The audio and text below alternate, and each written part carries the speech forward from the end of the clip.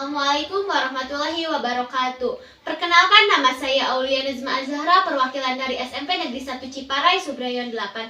Di sini saya akan mereview sedikit buku yang telah saya baca yang berjudul Garis Waktu yang ditulis oleh Firsa Besari dan diterbitkan oleh Media Kita.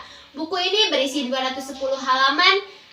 Alasan saya untuk memilih buku ini karena buku ini banyak sekali pengajaran yang dapat saya ambil. Di sini juga saya mereview buku ini dengan teknik fishbone, bisa kalian lihat.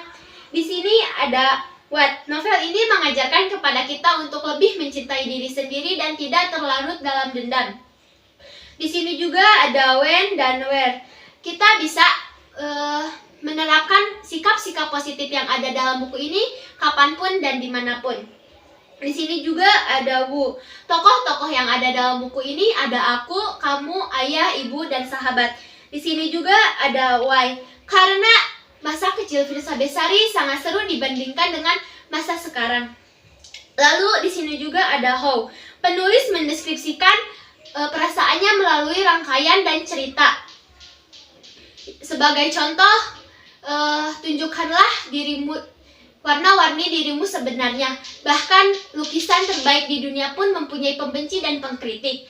Maksud si penulis adalah tunjukkanlah dirimu sendiri kepada dunia dan jangan malu. Baik, novel ini menceritakan tentang percintaan, tetapi tidak hanya tentang percintaan, ada juga tentang kehidupan, persahabatan, dan impian. Dalam novel ini juga Firsa Besari menjelaskan bahwa satu-satunya cara untuk menyembuhkan luka adalah dengan mengikhlaskan seseorang dengan orang lain.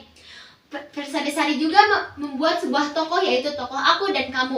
Aku adalah seorang laki-laki yang jatuh cinta kepada seorang perempuan yang digambarkan dengan tokoh kamu. Hari demi hari, jam demi jam, tokoh aku memendam perasaannya kepada tokoh kamu. Ia juga tidak kunjung mengungkapkan perasaannya kepada tokoh kamu karena ia tidak memiliki keberanian. Di sisi lain, tokoh kamu juga tidak kunjung peka dengan perasaan tokoh aku. Hingga pada akhirnya tokoh aku memberanikan diri untuk mengungkapkan perasaannya. Ia juga merasa senang karena cintanya terbalaskan. Hingga pada akhirnya mereka menjadi sepasang kekasih.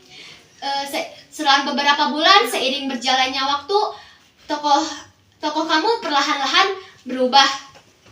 Tokoh aku juga bertanya-tanya mengapa perempuannya berubah, sehingga pada akhirnya ia juga mengetahui bahwa kekasihnya berselingkuh dengan laki-laki lain. Di situ ia merasakan patah hati yang cukup dalam. Ia juga terpaksa, ia juga harus merelakan dan mengikhlaskan ia dengan orang lain.